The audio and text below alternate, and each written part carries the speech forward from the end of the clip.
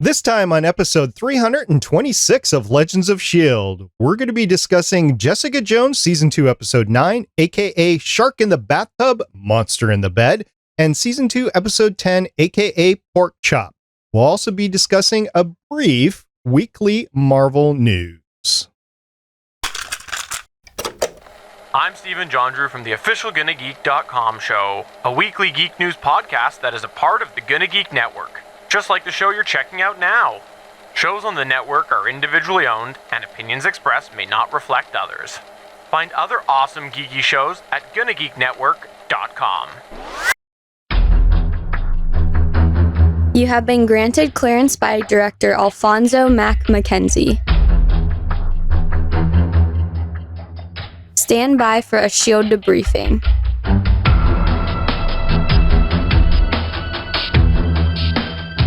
All information to be discussed here is classified and may only be discussed among agents granted clearance by the S.H.I.E.L.D. Director. Now it's time for your scheduled debriefing. I'm Director SP. And I'm Agent Michelle. Welcome to Legends of S.H.I.E.L.D. We're a Marvel Comic Universe fan show. This show is recorded on Sunday, April 5th, 2020, live from the Legends of S.H.I.E.L.D. studios, and broadcast worldwide via www.geeks.live. Come and join our live chat as we record. Hey, Michelle, happy First Contact Day. Yes, indeed. Happy First Contact Day.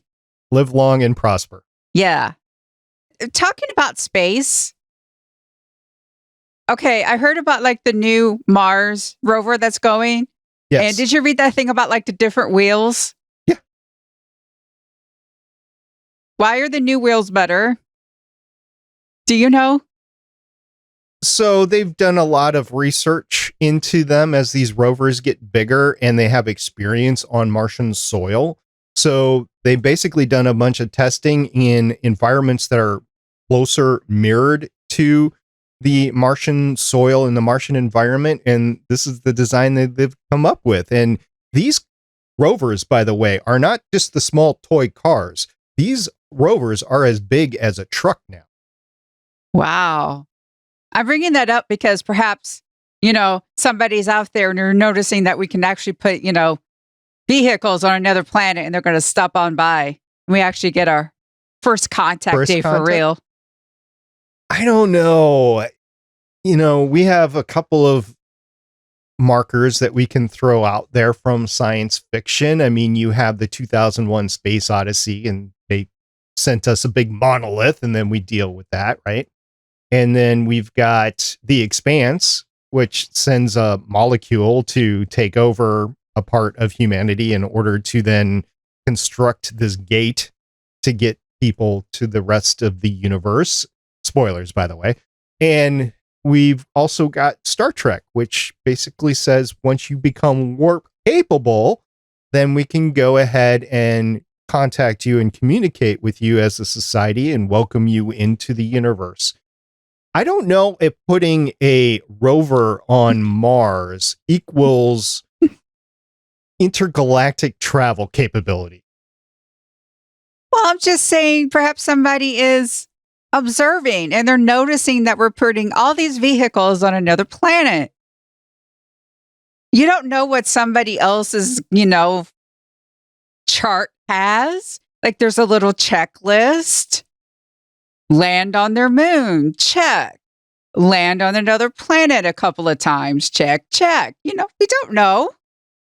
Well, if that's a check mark, they would also be holding in reserve the fact that we've bombed Mars a couple of times. Yes, that's probably why they haven't contacted us yet, because, always convert, those inches into centimeters. And for those of you that don't know what I'm talking about here, I'm talking about failures we've had with different landers to Mars that they haven't functioned correctly due to conversions or malfunctions or whatever. And they end up impacting the surface of Mars so fast and basically act like a missile or a bomb. So that's why I say we bomb Mars, because we bombed Mars, not with explosives, but with exploratory spacecraft. Hey, we're not perfect. I guess not. You know who's not perfect as well? Who? Jessica Jones. Oh, no. So should we get on with the rest of the show so we can talk about Jessica Jones? Hey, you brought up space stuff. I did. I brought up First Contact, which for those that don't know what First Contact is Star Trek First Contact, when the Vulcans actually reached out to humanity's Effort Cochrane. There's a whole movie made out of it, and it's just fun. So if you like Star Trek, go find out what First Contact Day is. It happened April 5th, 2063. Yeah, 2063. You heard me say that right, 2063. So in 43 years, we couldn't be speaking with another species from another planet. I could reasonably be alive then. Isn't it that? Yeah, that's great. Of course, originally when Gene Roddenberry created Star Trek, it was so far in the future that nobody really guessed that anybody would be alive. But now, yes, we could be alive then. Wow. All right, cool. All right. So now that we got that out of the way, First Contact out of the way, and a bunch of other things that went with it, let's get on with the rest of the show. Legends of S.H.I.E.L.D. is a fan-based podcast on the ABC television show Marvel's Agents of S.H.I.E.L.D., the multiple Marvel small screen series like the Netflix Jessica Jones, which we'll be discussing today, and the Marvel cinematic and comic book universes in general. Because of keeping everything in the cloud. If you'd like to talk to us about cloud computing, you can check us on our website, legendsofshield.com. If you'd like to leave us a voicemail about turning off your location, you can leave us a voicemail at 844-THE-BUS-1. That's 844-843-2871. If you want to talk to us about perhaps putting harder passwords on your laptop, you can message us on Facebook at our page, Legends of S.H.I.E.L.D. Podcast. You can talk about privacy issues on Facebook on Legends of S.H.I.E.L.D. Podcast. Oh gosh, I'm sorry. You can talk to us about privacy issues on Twitter at Legends of S.H.I.E.L.D. I can read, I can. You can leave a comment about your friends stalking you in cyberspace on YouTube at youtube.com/GonnaGeek. You can tell your Amazon device that is not listening to you at all to enable Legends of S.H.I.E.L.D. skill. And remember, Legends of S.H.I.E.L.D. is a proud member of the GonnaGeek.com network. Michelle, it is just you and I today. We have Agent Haley, who consistently still has some technical issues. We're hoping that she gets that resolved this week. And we also just need to note that Lauren tried to use Shane this week and just came away wanting from that experience. But she still has all her stuff.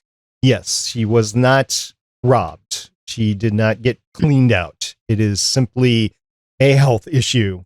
And she is just taking a sick day, and she will be with us again, hopefully next week.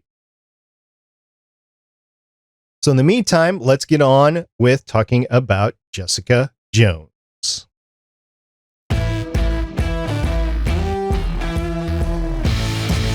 Jessica Jones Season 2 premiered on Netflix March 8th, 2018. And Michelle, why don't you run down the creative team to AKA Shark in the Bathtub, Monster in the Bed? Sure, this episode was directed by Rosemary Rodriguez, who has 40 directing credits starting in 2001, including 2 episodes of Without a Trace, 3 Rescue Me, 1 White Collar, 1 Elementary, 18 episodes of The Good Wife, 1 of The Tick, 2 Jessica Jones, 2 Rise, 3 of The Walking Dead, and 3 episodes of Home Before Dark. This episode was written by Jenny Klein, who has 8 writing credits starting in 2017, including 6 episodes of Supernatural, 1 Jessica Jones, 2 Cloak and Dagger, 2 Sacred Lives, and 1 of The Witcher. Jessica Jones, aka Pork Chop, was directed by Neasa Hardiman, who has 22 directing credits starting in 1989, 7 episodes of Totally Frank, 2 episodes of Casualty, 2 episodes of Happy Valley, 1 episode of The Inhumans, and no, we're not going to blame Inhumans on any of the creative team behind it, and 2 episodes of Jessica Jones.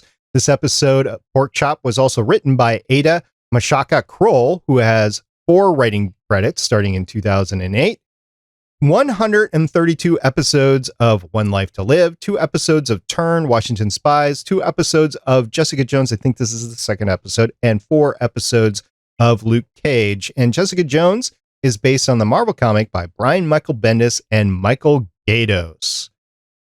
Michelle, it's just you and me today. You want to take a spin at the theme behind the episode titled Shark in the Bathtub, Monster in the Bed? Well, in the episode, we had Price, who's the shark in the bathtub, being drugged and bound by duct tape over the mouth, and debating about what to do with him and what to do with Mom. And then AKA Pork Chop, gotta eat your protein. Was that what the protein was? It was pork chop? Yeah, it's a pork chop. Okay, I can tell. It was one of those like weird,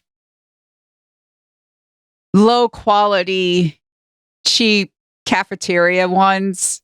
Yeah, we actually saw markings of it in college at one point, and it wasn't pork chop, it was actually steak. And the crates were stamped with grade D beef fit for dormitory and penitentiary use only.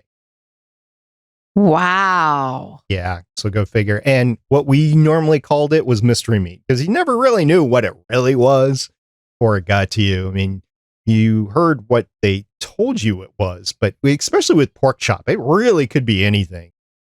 Yeah. Yeah. It looked like a pork chop to me. I'm putting quotes around pork chop. Since the episode was titled Pork Chop, we'll go with that, right? Okay.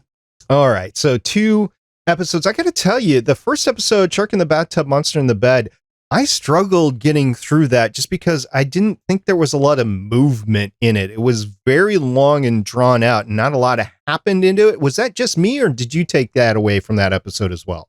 I did too. It's one of those, I guess it's supposed to be like a breather episode. Jessica is trying to figure everything out, and sometimes you need a day to figure things out. And that episode feels like a day. It does feel like that whole, like, well, what are you going to do, Jessica? What's going to happen? What are you going to do? What are you going to do? Something's got to happen. And then eventually it does. It did. And I think the 2 episodes, I'm glad we did both episodes together, because if it was just Shark in the Bathtub, Monster in the Bed, which, by the way, really long title. I'm having problems actually placing the title in the titles of all of our blocks everywhere just because it's so long. But I'm glad we had both of these episodes, because the first one, really not a lot happened, and I would have gotten frustrated for a week if we had just watched the one episode.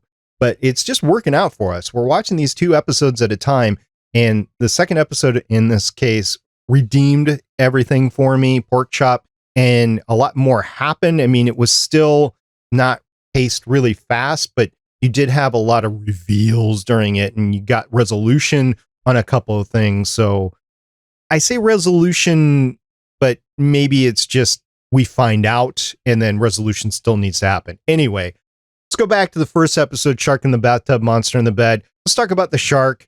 Price, I'm saying the dude is incompetent. After watching him from his standpoint shooting into Jessica's apartment and how much he's missed, he only hit Jessica once. He didn't hit his main target at all, and he didn't kill anything. I think for somebody that's special ops, private eye, that's supposed to be able to handle this sort of stuff, he really is incompetent. I know he's supposed to be frightened, but if you consciously go, I'm going to pick up a gun, I'm going to stake out Jessica's apartment because I want to kill the woman who killed my friend, going to make sure that I have my blank together before I go do this. Once he finds out that he's missed, all of a sudden, Jessica's mom, or as you correctly labeled, because he didn't know that she was Jessica's mom, once she had started getting out of the apartment and then going after him, he's like, oh crap, I need to get out of here. And he's up, I don't know what, 20 stories or something like that. I have no idea how high he is. And he's got to run down all these stairs in order to get out. She's running up the stairs. I just think it was poorly executed, because if he was indeed thinking this could be something that occurred in the future, you would have to plan a rather better escape route than going down these 20 flights of stairs. Man, those New York walk-ups will Get you every time. True. I mean, we've seen places without elevators and sitcoms, stuff like that, but that really does happen in apartment buildings where a lot of people take the stairs versus not. And it just happens in bigger cities. Whereas us in the Midwest, we're like, what? The class is on the 3rd floor of the building? I am taking the elevator. You know, it just happens. I know. Right? It's just, I've just so many people who've lived in New York, especially, well, really just like the main ones like Queens, Brooklyn, Manhattan. They talk about getting an apartment. And then one of the things that they want is an elevator because they're tired of those walk-ups, especially during the summer. Pivot. It's a Friends reference, by the way, for those that don't get it. All right, so let's move on. I really wish Lauren was here because I wanted to talk about the bottom shelf booze use in medical procedures. Really, booze used in any medical, there's so much sugar in most alcohol. Almost all the alcohol that you can buy in a store, there is sugar in it, and that will end up infecting you eventually. Not the sugar itself, but the microbes that are around it. So you're not really cleaning the wound out. You're actually adding infection to it. And wouldn't the bullet be in her? I didn't see them remove the bullet. I didn't either. And I don't think it was a through and through because there was no blood on the front of her shirt, or at least I don't remember. Or did she just get it grazed across the shoulder blade and not? It looked like it was in the middle of her shoulder, not at the side. Yeah, because it looks like the bullet entered, but not grazed it. So either the makeup was bad on where they wanted to portray the bullet actually grazing her, or it was bad in that they didn't portray the bullet actually coming out. Yeah. First off, I can't believe she doesn't have any sort of first aid kit, considering what she does. Even though she can heal really quickly, you can still get sick. And don't do that. Okay. Everyone needs to realize that grabbing bourbon or whiskey and pouring it on a wound is going to be, no, that is so wrong.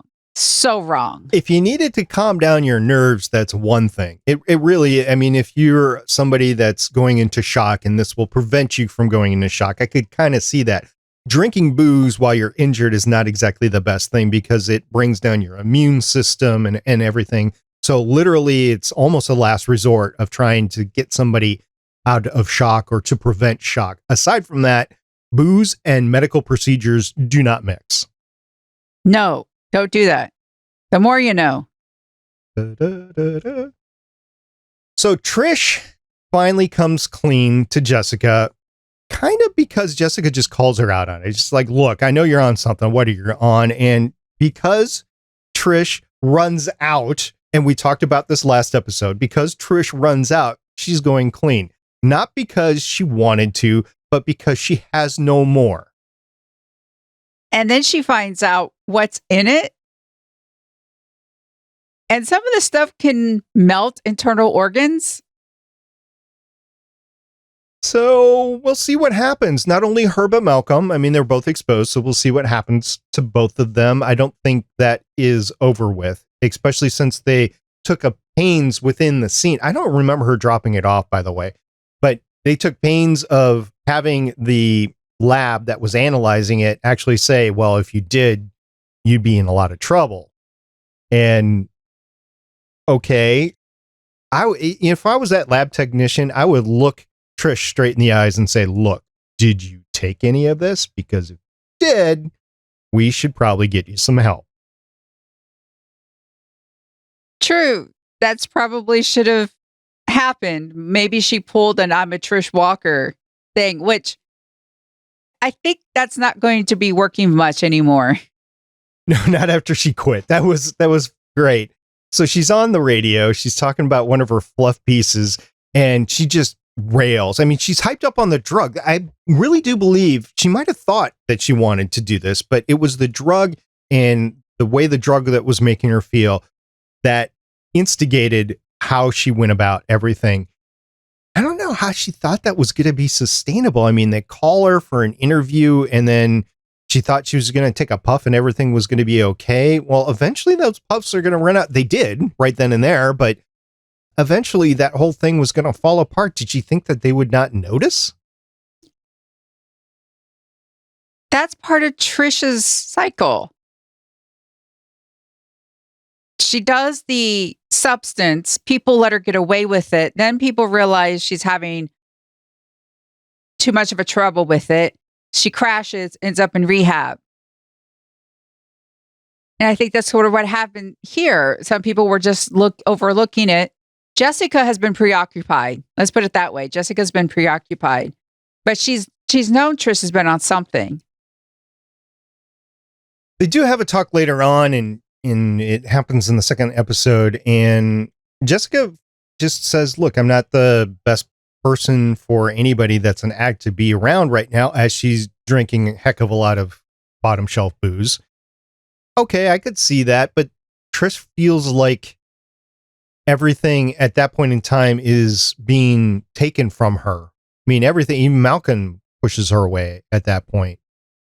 So she is really down low. She can't extend a hand to her ex-fiance. I wanted to say a fiance, but then she never really did say yes. So ex-fiance, she has a terrible relationship with her mother. Jessica and Malcolm, her two closer friends, push her away because of their personal issues. Simpson is dead. She's really got nowhere to turn. She has a sponsor. Jessica says you should call your sponsor. And when you do have a sponsor, that is what you're supposed to do when you are in Trisha's boat. And a lot of people, Jessica actually does the responsible thing and says, I'm not really the best person. Trish knows she has a sponsor. Trish knows that's what she should be doing. See, other than the drug, I think the main reason why Trish threw the fit in Trish Talks is the microphones were not set for any use whatsoever. They were up and high and away. They were like 4 feet away. They were condenser microphones, which are not meant to be used as shotgun microphones. They're meant to be used close to the mouth, kind of like what we're talking here on our microphones. I think she just got pissed off at her producer and decided to leave at that point. Sure. We'll go with the microphone. Yeah, I don't think Trish was pissed, but that was really a poor placement of microphones. I think they just did that for the shot because they didn't want the microphones in the way of the face. They were up and away from the faces. But no, if you're on a radio station, those microphones are close to you within a foot. And they were, like I said, 3 or 4 feet away. It was just bad placement. And I think a lot of our listeners might know what we're talking about now because they've seen a lot of celebrities try to do similar sorts of things right now to less than stellar results. Exactly. In the first episode, I think the most action that we got out of that was the potential kidnapping of Carlos's kid, Vito, by the mom. She was going to take Vito to Montreal with Captain America. Captain America actually, this was the greatest cameo ever. Captain America was actually on the bus with Vito and his mom. Gotta love those action figures. Oh, it was just an action figure? Oh, I thought Chris was actually on there. Sorry. Man. All right. I thought this was for sure the crossover that we were all looking for. Nope. All right.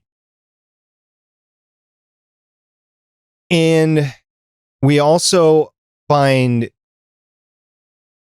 Jessica and her mom are having a lot more mother-daughter time, and they actually end up fighting. But the mother and daughter time includes saving Vito. It takes 2 of them to actually stop the bus, not just one, but 2 of them. I think one of them could have actually lifted the bus up by themselves, but it just portrayed it that both were helping, I guess. You lift the back wheels up, and those are the drive wheels, and the bus isn't going to go anywhere. So I don't think them trying to stop the bus was going to work because they just couldn't put enough friction in their boots to the ground, sort of thing. So they actually had to lift the drive wheels up, and it took 2 of them to do it. So they did that together. They also had a lot of mother-daughter talk, which included her mom throwing away her dad down the toilet? I mean, No, it was supposed to be, those are supposed to be her ashes. oh, I thought that. No. I do like that moment when she tells Jessica, you have nothing to be guilty about. The accident wasn't your fault. Jessica has a severe case of survivor's guilt. And that's what it was. You know, her mom was like, oh, you kept me in this baggie. Okay. And she flushed herself down the toilet. Like that part of her, this whole guilt thing, it's not on you. Her mom was literally flushing herself down the toilet. Yes. Okay. Kind of fitting then. And Jerry's continually trying to get rid of her ALS. She has hunted down Shane and did a lot of good things to get Shane out of jail, and then said, okay, well, it's time to pay the piper. And so Shane has to go with her, and Shane's only requirement at that time was to buy me some Chick-fil-A. So Jerry's life to her is worth Chick-fil-A. That's all it's worth to her, is Chick-fil-A. Well, that's his initial payment. As we find out later. But Jerry doesn't know she's paying that. All she knows is she's paying Chick-fil-A. So what, $10? So her life is worth $10. Yeah, Jerry and her control issues. That's when you have someone who thinks they can just get what they want all the time, but just having more information, a little bit more power, a little bit more money. Therefore, I have the control. That's where she's coming from. And a lot more happens in the second episode. But before we get to that, we do have a mommy-daughter fight, literally fight. The mom actually starts beating on Jessica a little bit until she kind of realizes what she... So the actor that is portraying Jessica's mom she has this like insane faraway look when she starts going off the deep end. And it's like she's not recognizing anything. She's just trying to impulsively do what she thinks needs to be done, and it's in anger, and usually involves significant harm to other people around her, which is why Carl was trying to keep her under lock and key literally at night.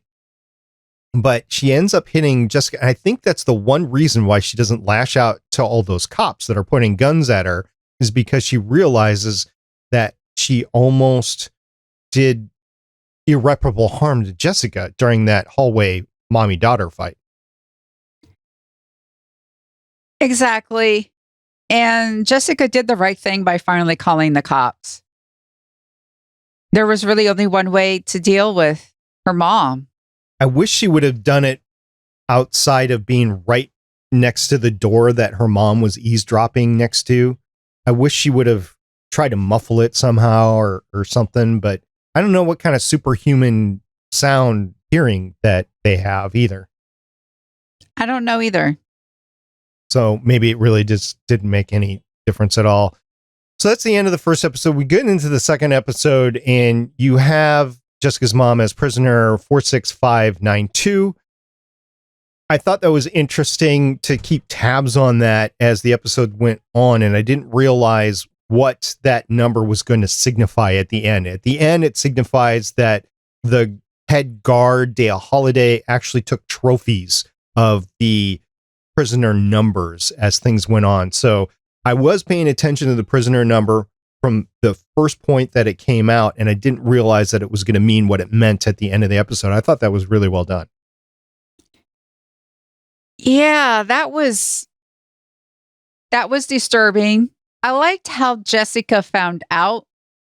Again, we got to see Jessica be the private detective, do the phone call. Yeah, I'm giving him this Lifetime Achievement Award. Wait, he's a jerk? Tell me all about it. Of course, she didn't really do very well with the information because she breaks into the guy's house with no gloves, not realizing that perhaps he could have a security system. So sometimes Jessica doesn't do the PI thing very well. No, unfortunately, I was looking at that. It was careless. It was amateur hour. As professional as she claims to be, she can get really careless and be really amateur about certain things. And at the end, she ends up actually murdering Dale Holiday. That's how the episode ends. She murders, or she's killed Dale Holiday. I can't really say murder, but she killed Dale Holiday because she was just trying to defend herself. But that's not, we talked about her luck a few episodes ago, or maybe that was just last episode. We talked about her luck, and her luck is terrible. So of course she's going to get blamed about killing this guy.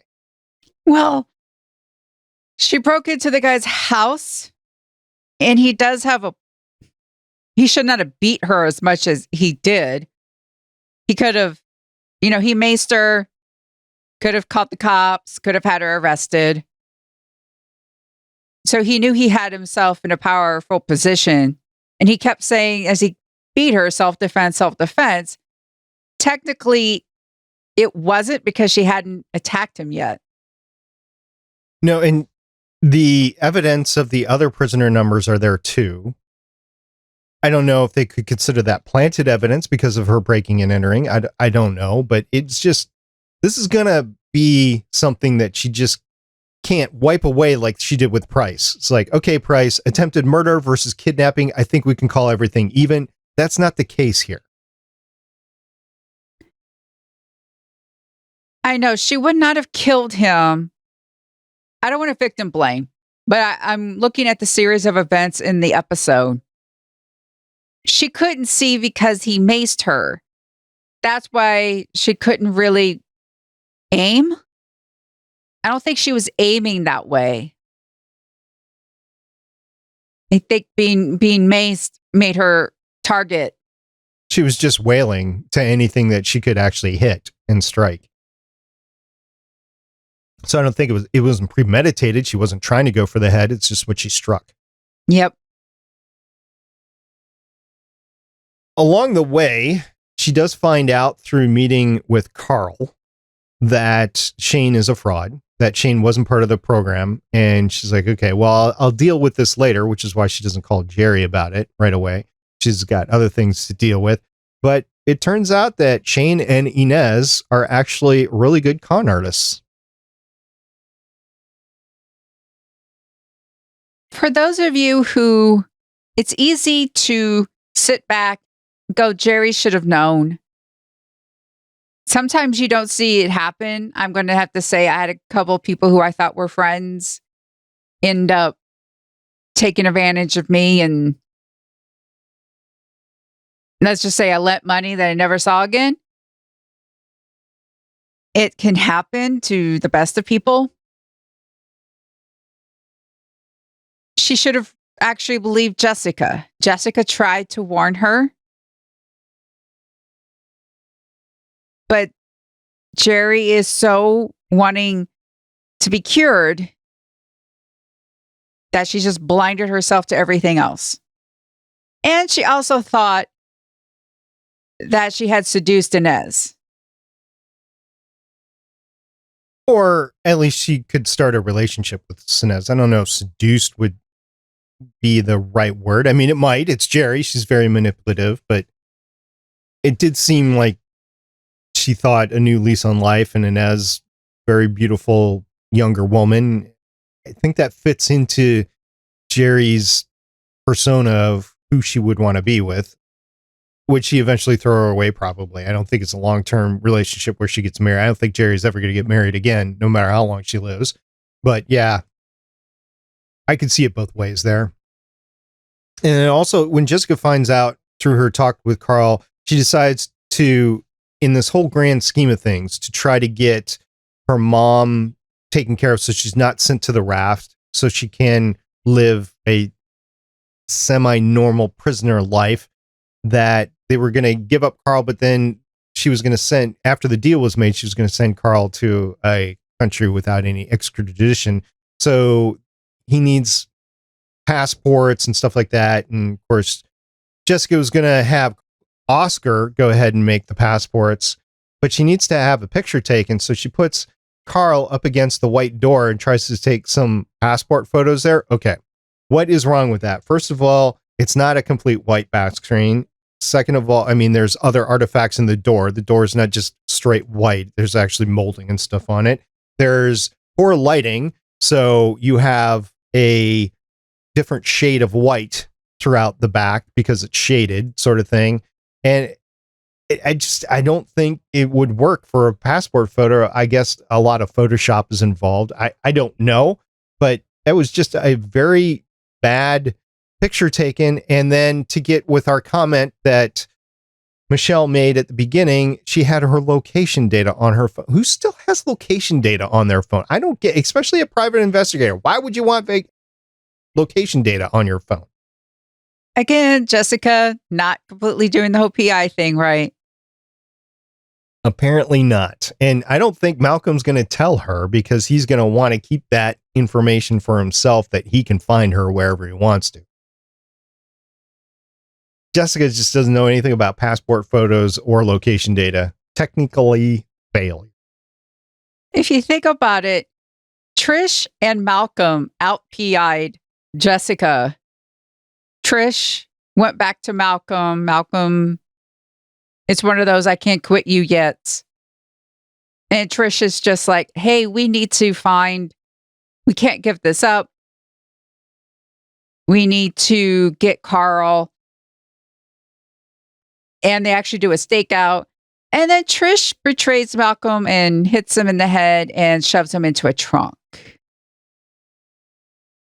That's true love right there. Let's knock you out and lock you in the trunk. Yeah, that's... Ugh. They never show what Trish does next either. They don't show Trish actually meeting with Carl. That's in the future episodes. Right. I'm just saying that the last thing you see of them is he's in the trunk, which most common modern trunks have some sort of kidnap lever that you can find to get you out of the trunk. So unless Trish has disabled that, which she might have, but I think he's safe. I think he's going to get out of there. Yeah. Keep in mind this debate now. Jerry says that Carl's work should be funded. Everyone should have a chance to be healed.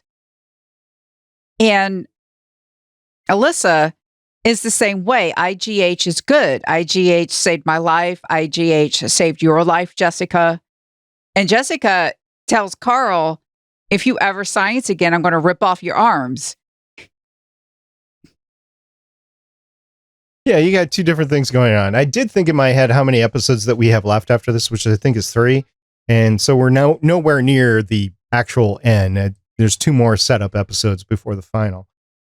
So there's a lot that still can happen. I think Jerry's got to come to some sort of conclusion with what happened with Shane and Inez.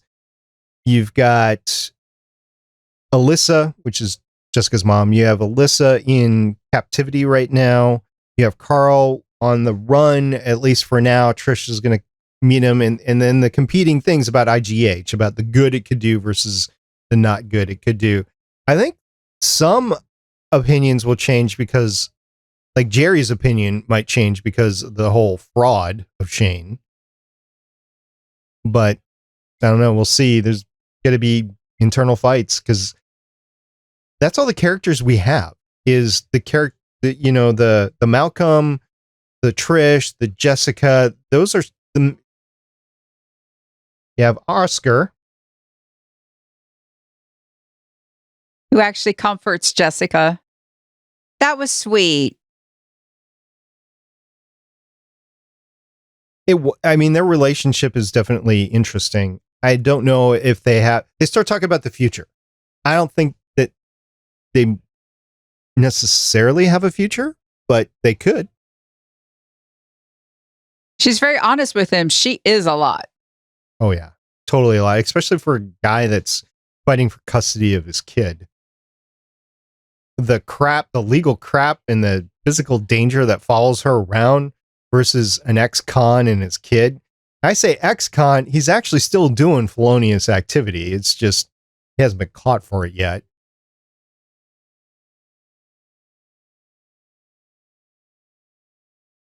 I don't think they have a chance at making it, basically. If this was a Hallmark holiday movie, they wouldn't end up together at the end. I got you there, didn't I?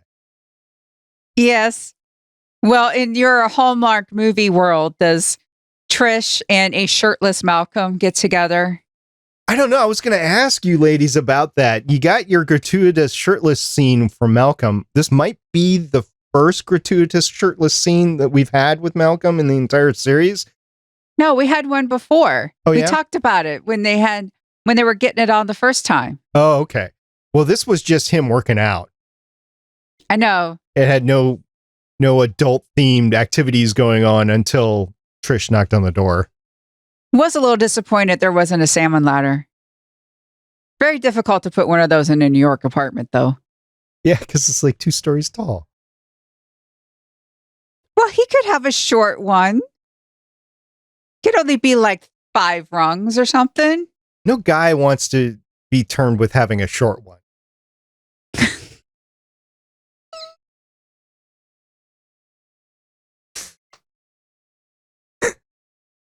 All right, so you got the gratuitous Malcolm shirtless scene again, the second one. Yeah, you had his home gym, which a home gym in this day and age is a bar in the living room. There was barely enough space for him to actually move the bar. And Trish comes in and then they have some adult sexy time, which leads to their strange night at the Love Motel later on, which I believe that's what it's actually called, the Love Motel, right? Yeah, something like that. Love in Paradise. Well, the Paradise Room. Yeah. Yeah. Oh, Love by the Sea. Love by the Sea. Yeah. It's kind of like the Enchantment Under the Sea dance. Yeah. Trish has a whole workout room in her apartment. Well, isn't that her safe room? I think so, yeah. Yeah. Which I don't know if she'll be able to afford that anymore or not because she quit her job and she bailed at her interview. I don't know if she's living off of residuals or what. I know. So we'll see. You got 3 episodes left in the season. You have anything else you want to talk about these 2 episodes? No. I think it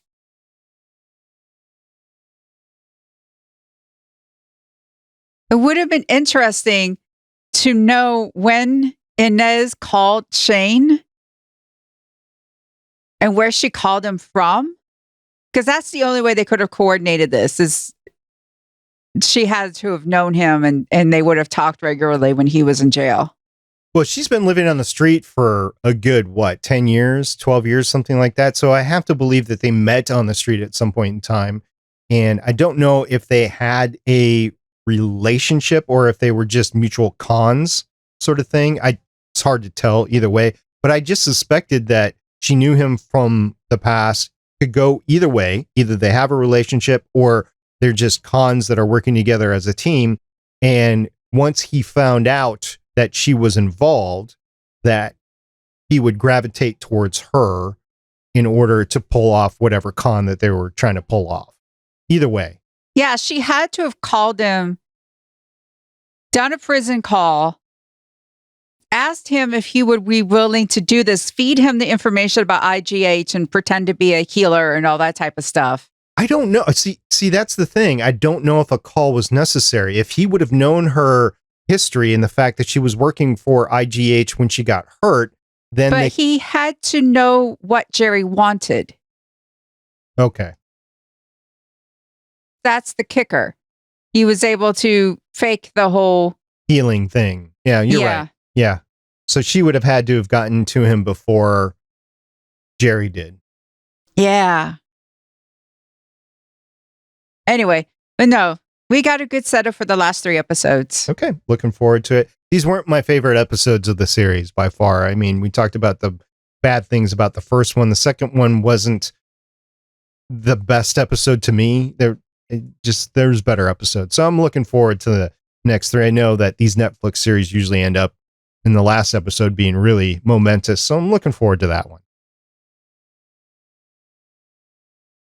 In another week, we're going to be talking about Jessica Jones, season 2, episode 11 and 12, aka 3 Lives and Counting, and aka Pray for My Patsy. It will be our penultimate episode of Jessica Jones Season 2, going into the finale episode in 2 weeks.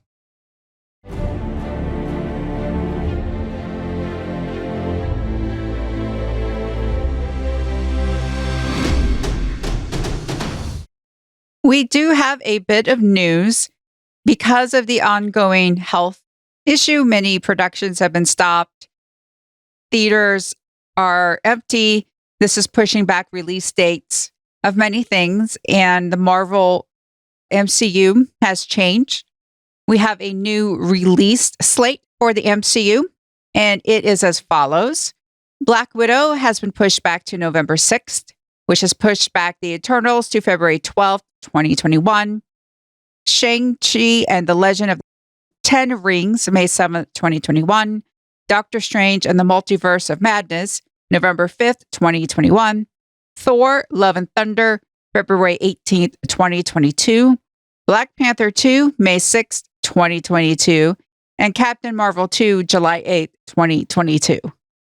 I think this will be the first calendar year in almost 8-9 years that we only have one MCU movie in that calendar year. Yeah, it's been a while.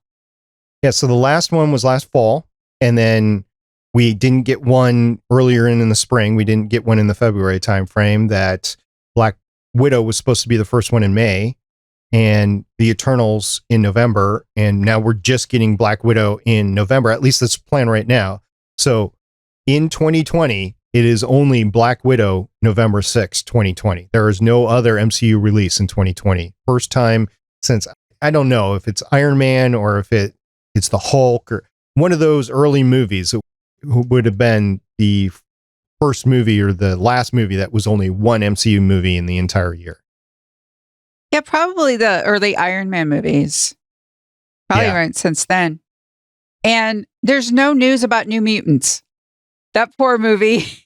That's right. That was the other movie. It wasn't supposed to be part of the MCU, but it was going to be another Marvel movie. It was the one that we were like, okay, we're going to believe it when we see it when it comes out. I think this is their great opportunity to do a direct release to home release on the New Mutants and just get it over with and not have the box office flop with that movie, because otherwise it will be considered a Marvel failure because it is under Disney now.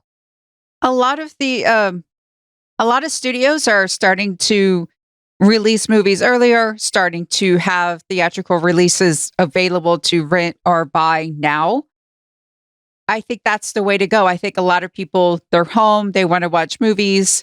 This would be a good way to do it. People, we're not talking about that movie anymore. A lot of people are forgetting about it. And apparently Artemis Fowl is being released digitally now, I think. Is it that one?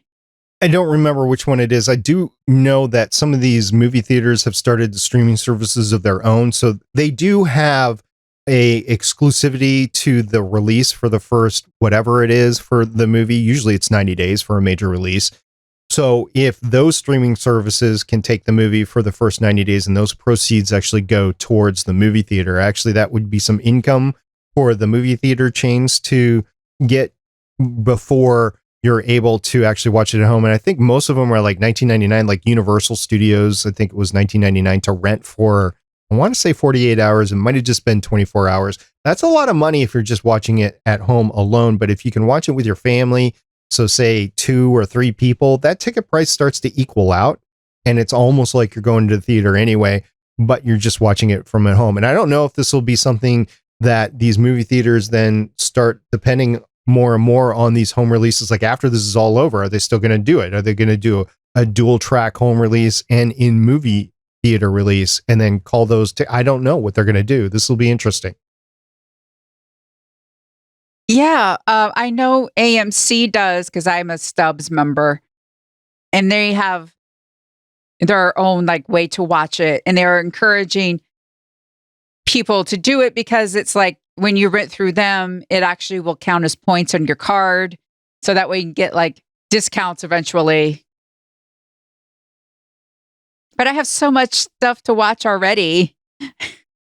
I know, like we were talking before we went live that Onward came on Disney Plus on Friday night. I actually watched it with the family Friday night because it was like none of us had seen it in the theater, and we're like, okay, this is kind of like going to the theater. Let's just watch it on Disney Plus. So I think you're going to see more and more of that. I know we've watched along the way some new releases that have come out on Blu-ray on the weekends, but yeah, I've got all of Clone Wars to watch. I've been watching Star Trek because Patrick Stewart gave us a free month of CBS All Access, and I've got a whole host of lists of lots and lots of shows that I want to see, like Lost in Space, like Stranger Things, like Altered Carbon. The list goes on and on. I've got about 25 good streaming shows that I want to watch that I haven't been able to watch yet. So I'm good on content. Does it have to be movies? If it's a good movie, like if they did Wonder Woman direct to home, I would watch that, right? Black Widow, yeah. I would watch at home. So if they wanted to do that, but I think those types of movies, they still want to release that in the theater because they want the big box office number associated with it. Yeah, and I do like going out to the movie. And one of the reasons why I just keep talking about stuff today is because I haven't really been able to talk to a lot of people. Yeah, I mean, we're all stuck at home, really. So all these group calls that you're able to do, we do it here on the podcast. I know a lot of people are doing stuff like Zoom, if you can get beyond the security incidents of it, or, group calls like Duo or Hangouts or FaceTimes with multiple people. I know a lot of people are doing that. I know a lot of people that have their birthdays in the past couple of weeks and how they've been celebrating with friends. They get on a group call. I know a buddy of mine from work. He has a bunch of buddies that he has that he goes drinking with. And unfortunately, they haven't been able to get together. So they all got their favorite bourbons out and they had a group call and they sip bourbon for an hour or two while they talk to each other. This sort of thing, yeah, it's great. And if you go towards streaming, great. I'm streaming, but I'm streaming by myself. And a lot of people need to have that human interaction. So going out to the theaters is part of the experience. So I don't know if theaters financially can survive as we go towards these elaborate home theater systems. I mean, even if you have a 40-inch 4K TV with a decent sound bar, can you really compete with that by going out? It's the going out experience that you're competing with. You're watching it stuck at home or you're going out. I mean, if you're an old married guy like me, you hang out with your wife and you don't really matter where you go. But if you're a single person, you might need to go out to have that interaction. And sometimes it's just nice to have it huge. There's some movies that you want that extra spectacle. Yeah. Because even a 72-inch TV doesn't compare with that really large screen. I was thinking it would be nice to see Cosmos on the big screen. That would be interesting. Yeah. So we'll see what happens with the theaters once they start to open in 2 or 3 months. Whenever. I have no knowledge of when. Yeah. And I have not heard anything about S.H.I.E.L.D. There's just a bunch of rumors, no official. What's weird is that there were articles about when certain, some shows are just ending their season. Some of them are going to have their season finales, like maybe in the summer or something. Supernatural is one of them. The Walking Dead is another one that's postponed them. So I figured, well, the S.H.I.E.L.D. is already in the can. I figured they would do it as like a spring release, like move it up. Nothing. I haven't heard nothing. Yeah, at least the release date would be out by now. Maybe they're waiting to see if they can film those season finales on ABC and then film time slots and then throw S.H.I.E.L.D. on afterwards versus throw S.H.I.E.L.D. on now. And then you have to cut into it in order to get those finales out for the various shows. I have no idea. But if I was them and I was running out of content, I would release S.H.I.E.L.D. because, like you said, it is done. It has been done for a year. There is nothing that is keeping Agents of S.H.I.E.L.D. from airing other than ABC keeping it to themselves or Disney keeping it to themselves for now. Yeah. My mom watches Young and the Restless and they've caught up. So they've started showing like pivotal older episodes. Like they showed the first marriage of Vicky and Victor Newman. And I say first of many. Right. So people, there's ways to continue putting stuff out, even though production is down, so that way you can still generate revenue and pay your people. Well, we'll see how this all pans out. I'm excited to see the tail end of this, the opposite end, the exit of this, because right now it's like living in a nightmare, and it'd be nice to see life back to normal. Well, that's it for the news this week. And I think it's time for us to figure out how to take correct passport photos and get on out of here.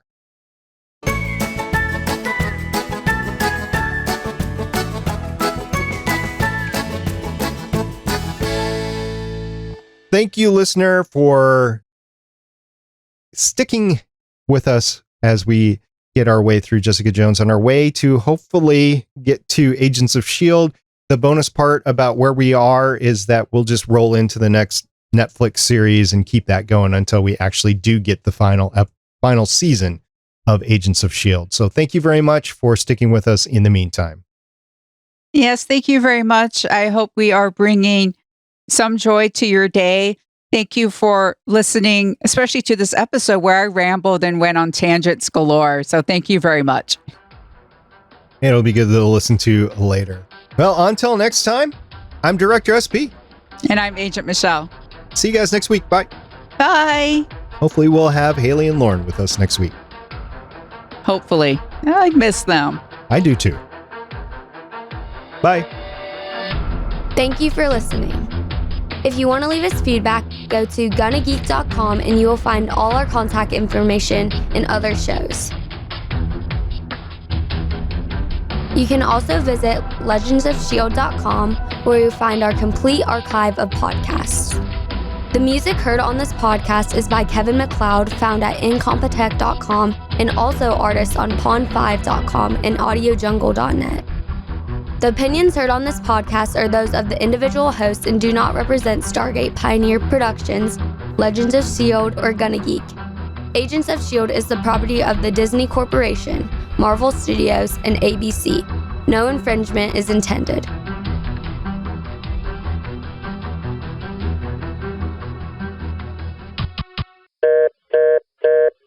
Legends of S.H.I.E.L.D. is copyright 2018.